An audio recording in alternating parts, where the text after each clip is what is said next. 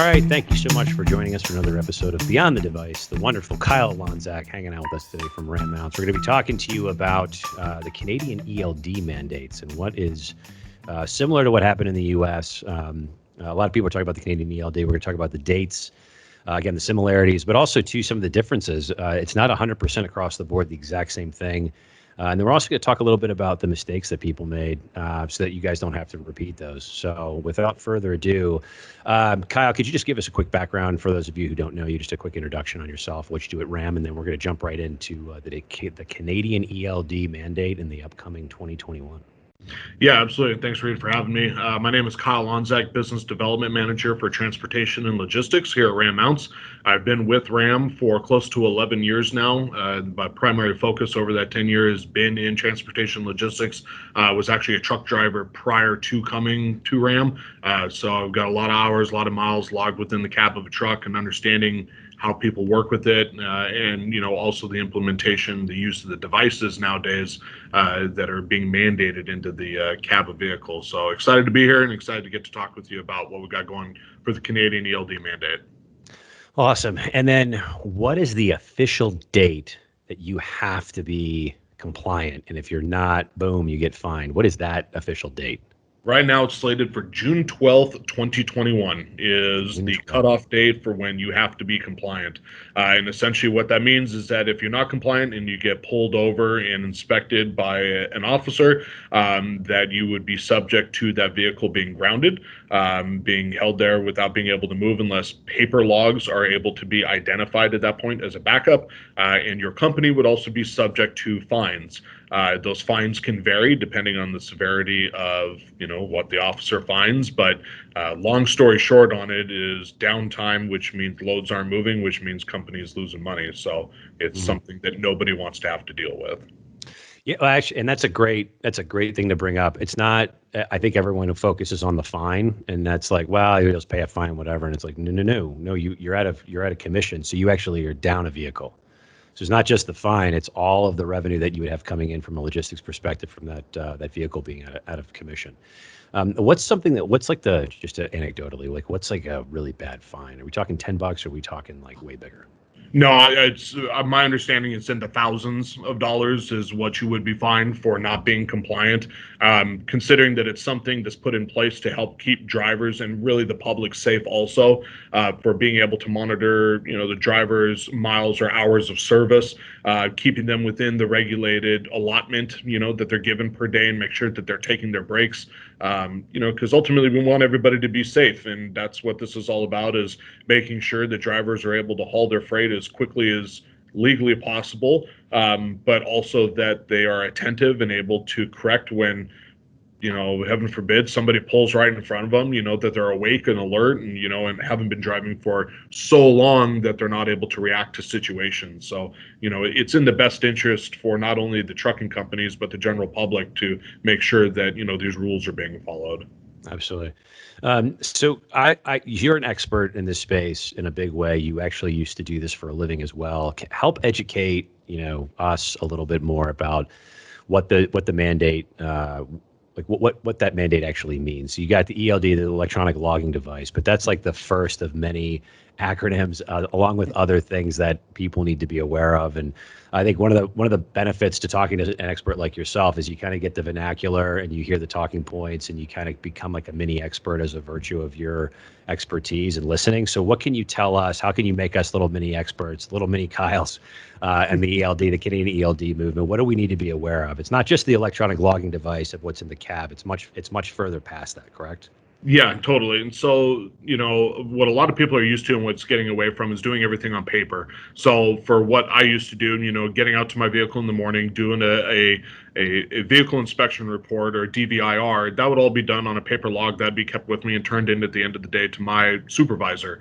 So they know that I inspected my vehicle. You do a walk around to make sure that the vehicle's, up to date, tire pressure, brakes, all those things before you take off. That's now being done digitally on a device. So you have the ability to take a tablet or a phone with the appropriate software and be able to walk around your vehicle. Some companies go as far as actually, telematics providers go go as far as providing asset tags.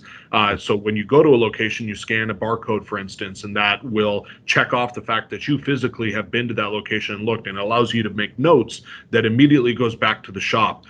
So it's about speeding up these processes. And then also throughout the day when you get done, you're tracking your miles that you've driven, the hours in which you drove. And then again, that paperwork would be handed in to the supervisor at the end of your shift. That now, and obviously paper, things get lost, water gets spilled, things get fudged, and we need to get away from that and make sure that everything is as accurate as possible. We live in a very precise digital age, so there's no reason why this information shouldn't be made digital, made precise, and as up to the minute as possible for where people are, what is their condition, tying into the vehicles. A lot of these devices through the telematic provider software tying the vehicle, so you can see engine speed, vehicle speed, how long the motor's been idling, what their current fuel consumption is, all these different things that go into the overall or overarching telematics, and the purpose of that to be able to allow for fleets to make better decisions, things that can help save them money, but also allocate resources where needed, where they know are going to be profitable. Gotcha. Okay. And then so you talked a little bit about at the very beginning, you mentioned something about getting past the cab. You gave some of those examples. What are some specifics that you can give where it's like, let's say you were talking about logging information about the device. Like if I have a leak, let's say I see something coming out of the truck that shouldn't be there. Yeah. What is that exact workflow? You're on just any tablet? Is there like a specific like models you can show us or something you can demo just to kind of give us an idea of what that would look like? Totally. So I do have a model here. One of the more popular devices is Samsung's Tab Active 2. It's an 8-inch rugged tablet, and we make a cradle to be able to hold that and mount it inside the vehicle. The cradle provides power to it, is rugged, lightweight, durable. One of the other cool things that we do is we actually make a case to go around the Tab Active 2, and on the back of that case, we can put our hand strap. So myself as a driver, if I'm walking around to do my inspection report, now I have hands to be able to check things on the vehicle. I can inspect. This tablet happens to have a pen, so I can do markings or take notes or something. But also when I'm done, I can submit this inspection report back to the mechanic or back to the shop. So if there's something that's a need, like, hey, I happen to have a headlight out, they can submit that work order immediately, have that part picked. So when I walk back to the shop to go grab it, I don't have to wait for that process on paper to take place. That work order's already been generated from the tablet. It's been sent digitally. It's all tracked. Work order's cut. The mechanic goes, grabs a part, boom, you're off and rolling. So things like that, allow the job to be much easier. We have a version of this hand strap that actually has a magnetic backer to it. So you can actually put the tablet onto, steel surfaces and have the tablet held so you can be completely hands-free when doing things. Yeah, truly hands-free there. Yeah. So it's a really cool device. We make, many variations of this form-fit cradle. The Tab Active's a great tablet. We see a lot of business done with this particular device. So it's something we have a lot of different options for, depending on, customer requirements, whether it's locking, non-locking, power, charging, power and data, if you need to plug in a peripheral, a lot of different accessories and options to support that.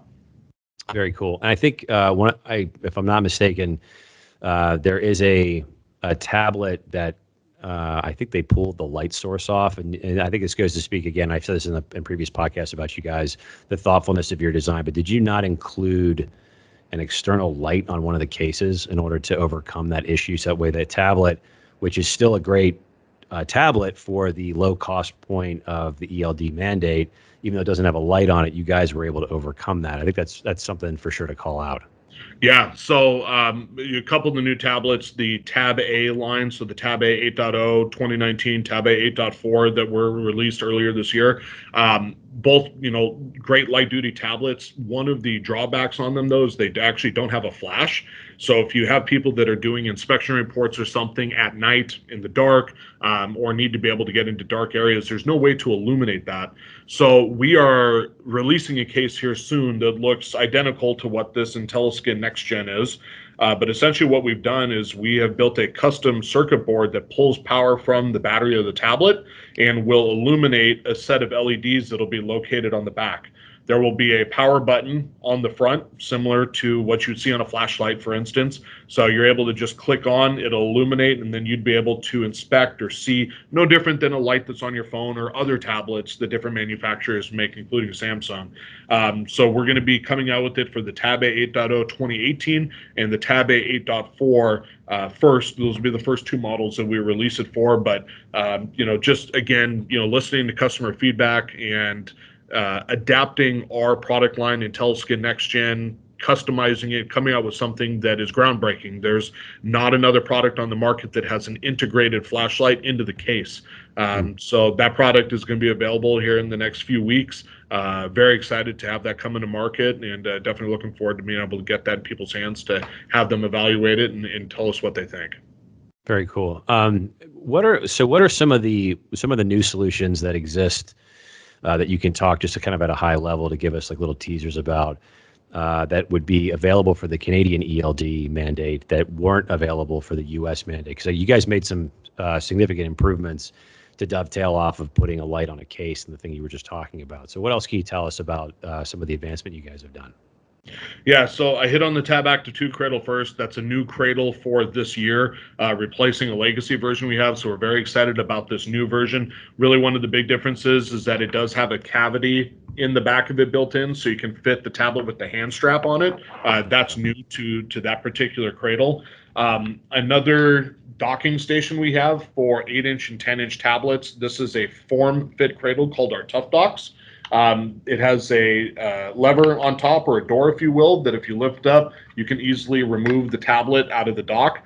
We have a built-in cooling fan option. So in the summer months, if you need to, or you're worried, concerned about, the lithium-ion batteries in the tablets getting too hot, we have a 12-volt cooling fan that helps circulate air and pass air through the cavity in the back. Again, the cavity is built so on the back of the IntelliSkin, if you're using your hand strap, it's already built into the dock to be able to hold it.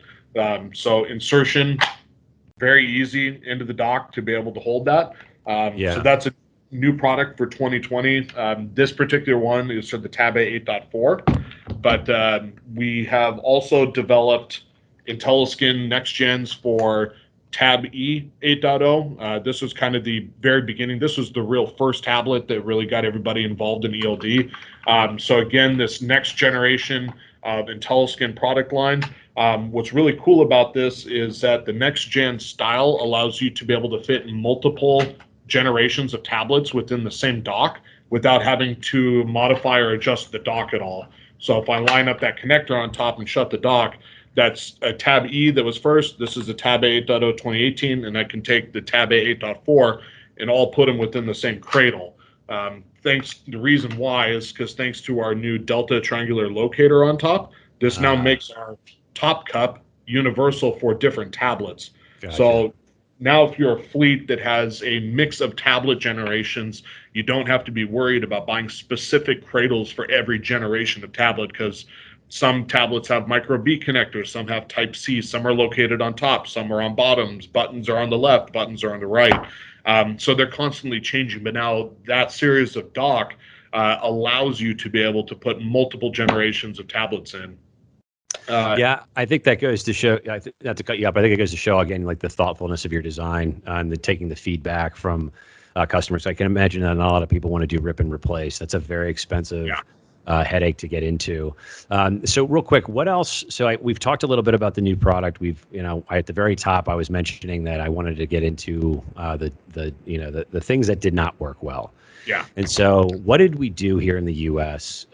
Poorly when it came to our ELD mandate that we could have done better to make sure that it's like, hey, if you're doing this, whether you're an end customer or you're in the reseller market, whoever's listening to this podcast, it's like, what can you share? What advice can you give us and them as well so that we don't make those same mistakes? Because as we were saying before we started recording, it's like, if you can learn from your own mistakes, you should be learning from your own mistakes. But if you can learn from somebody else's, that's a really valuable trait to boast, and also save a lot of time and money and headache. So what can you give us as far as like that background is, what we could have done better to make sure that nobody else makes those mistakes, or hopefully doesn't make those mistakes? Yeah, I think probably the biggest that stands out was that I saw a lot of companies wait to start their testing of different telematics or software providers because really that's the first step in implementing a telematics or ELD solution. A proof of concept, yeah. Yeah, the proof of concept and finding what software is going to work best for your use case and tie in with your system. And so what we saw a lot of people do, because it is a big investment for any company to move away, you're taking a lot of drivers that are very used to doing things the old school way and having to teach them to do it in a new way. There's a lot of pushback from people moving over to this digital, more fast-paced style of gathering and transferring of information and data. Yeah, the training is a big thing. I mean, it's huge. Yeah, and like making sure that people feel empowered with the new technology and that they don't feel like they're being left behind. That's a big deal. Big time. I mean, the driver workforce is aging. There's reports all over the place that the age of the average driver is very high. And so the retirement rate is extremely high. The turnover rate of drivers is extremely high, and you're not getting that backfill of new drivers coming in. And so when you're implementing technology, things that appeal to the younger generations, this is how you can help or want people to come in and start getting into this industry of truck driving, of putting a new fancy device in front of them that they're able to work with. Training is a huge part of it, like you said. I mean, a lot of companies, a lot of drivers, you take a day or multiple days to pull them off the road and put them into a shop so they can sit down and learn how to interact with these devices. There's time spent on the road where they're watching how-to videos or calling customer support. So I'd say the biggest thing was for companies to get ahead of the date. Don't wait till the last couple months to finally start looking into it. Take your time, do your homework, reach out to the different providers, figure out what your options are, start that proof of concept, and really be in a good place prior to the deadline. Again, June 12th is what it's set for right now, 2021. So that way, if you do have to pivot and you do have to change, maybe a different provider, different device, different mounting company, you have time to be able to react and you're not right up against the wall. We saw a lot of people that were scrambling at the last minute, to just implement anything just to make sure that they were compliant and that they weren't hitting those fines that we were talking about earlier. And some people found success with that. Most didn't because it wasn't what they really needed. So again, the biggest thing that I'd say is figuring out. So I didn't mean to cut you off, but I was going to say, when you get into rip and replace, that's one of the things I was going to talk about was when you wait till the last minute, and I sound like my mother right now to wait till the last minute to do everything. But if you wait till the last minute, like you really, if you have to rush to put something in, it's like that old expression, haste makes waste, and it is really true. And then you do get into this the situation of rip and replace because you're having to physically remove or retrain somebody completely because you rolled out the wrong software. So definitely start proof of concept in 2020 for 2021 is not a bad idea to start testing this stuff now. And actually one other thing too that you've mentioned in the past was scheduling the installation services. And so it's not just that you've made the decision. It's like, all right, we're going to use this device. It's like it has to get into the vehicle. So you have to have it installed. And if you've got like multiple vehicles to hundreds of thousands of trucks or vehicles or whatever you're doing in transportation that requires ELD, that could be a 30-day at least project. So if you're waiting until May to make a decision on this, you could find yourself in a really bad situation, which is what we saw some organizations here in the U.S. do. So don't do that. That's definitely something we don't want to do. Take my mother's advice and do not wait till last minute. No, you bring up a great point on that. Is that some fleets find it that they will do the installations themselves in their own shops. Not everybody has that accessibility, so they'll hire a third party to do it. Obviously, you're probably not the only fleet that's searching for an installation company, and you have to vet those and make sure that you have a reputable company coming in to get to your trucks. And things that we saw, just the scheduling of getting a vehicle off the road into a location or having it sit idle for somebody to come on and be able to install it, you really only get one shot at this. There's not going to be a chance, quickly to get it back to be able to do it again because they're all over the place. So that's a big one. You're absolutely right. I mean, making sure that you're ahead of that time frame, making sure that you've thought about not only the testing, not only the software, but the requirement, you have to have the device mounted. That is legally required. So you have to have some sort of a mount to be able to help hold that device. Do you know what device you're going to use, and do you know what mount you're going to be mounting and charging it with? So just making sure you got all those bases covered before you get to that end date. Yeah, absolutely. We definitely want to avoid any further issue. And this can seem like a daunting task. And so if you're looking for help in, how to execute on this, by all means, reach out to us, either, guys like Kyle at RAM, myself here at 3i. There's all kinds of people that are available for your support should you need it. Don't think that you're out doing this alone. And like I said, because the U.S. already went through this, we know a lot of what to do and what not to. What not to being probably the more important of the two. But specifically, I know we've talked about Samsung a lot. You've mentioned a couple of their products a decent amount, but you guys do a lot of work past just Samsung. You Yes. work within the OtterBox universe, case universe, if you want. Yeah. Be super redundant and call it that. Zebra, those types of things. Can you just talk a little bit about that? Because I want people to realize that while this is around the Canadian ELD, you guys go significantly further than just inside the cab and the workflow out the truck. I mean, you get into logistics, warehousing, forklifts, all kinds of stuff. So can you just give us a little bit of background on that and where it's like the connected tissue is to ELD, and then we can come back for some closing statements. Totally. Yeah. So the flip side of what I focus on is the logistics side. So warehousing, a lot of manufacturing. So we see a lot of different devices: Zebra, Honeywell, Panasonic. Obviously Samsung, Apple is in there as well. That we make either IntelliSkins for or form-fit charging cradles. We see a lot, with the explosion of not just Amazon, but the like, and a lot of, different delivery services. You have to do that proof of delivery. Maybe there's a signature capture. They have to be able to take a picture. Those are being done on, ruggedized phones or ruggedized handhelds, that needs to be done, brought back to the vehicle, put into a charging cradle and charged. Because obviously there's a high demand on that battery when you're using turn-by-turn navigation. You have signature capture taking place, full screen brightness throughout the day. You're on LTE connected with the device. So there's a high demand. And so we overcome that with a series of different charging cradles, both locking, non-locking, different styles of chargers. So whether it's temporary, you got a lot of people that are renting vehicles nowadays or leasing, from different rental companies. So maybe they can't drill into the vehicle or they can't install a hardwire charger. Great, we have a cigarette lighter plug. They will plug right into the auxiliary port for you to be able to charge off of. We have suction cup mounts that fit in your cup holders, mounts that come off the floor that use existing hardware to attach. There's a myriad of different options that we have to be able to get into vehicles both temporarily and more permanently, depending on what the use case is. So, whatever that requirement is, just reach out. Let us know what it is, what you're looking at. We have a large catalog of offerings, to really cover any device in any environment, and, would be happy to talk to anybody about that and show you what we have. Awesome. And again, 3i can help in here too. We ship to Canada.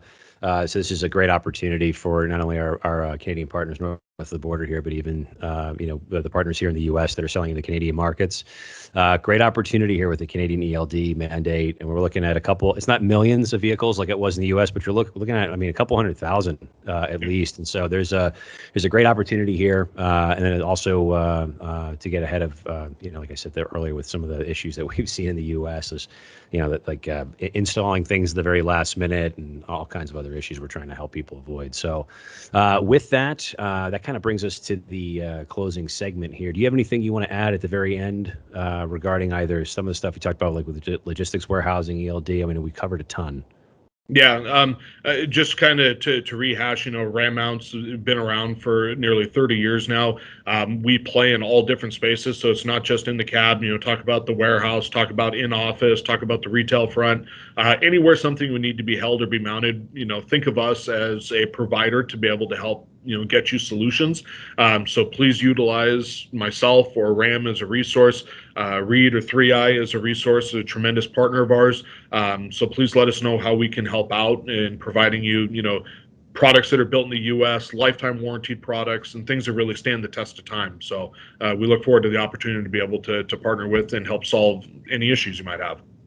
Awesome. Mr. Kyle Lonzak, thank you so much for joining us today for another episode of Beyond the Device. I always enjoy speaking with you. You're an awesome guy, and it's always an educational experience. Thank you guys so much for listening or for watching. I hope you learned something. I know I always do when I'm with you. If you have any questions, reach out to us at sales@3itech.com. That's sales at the number 3, EYETECH.com. Thank you guys for tuning in. We'll see you on the internet. Cheers. Thank you.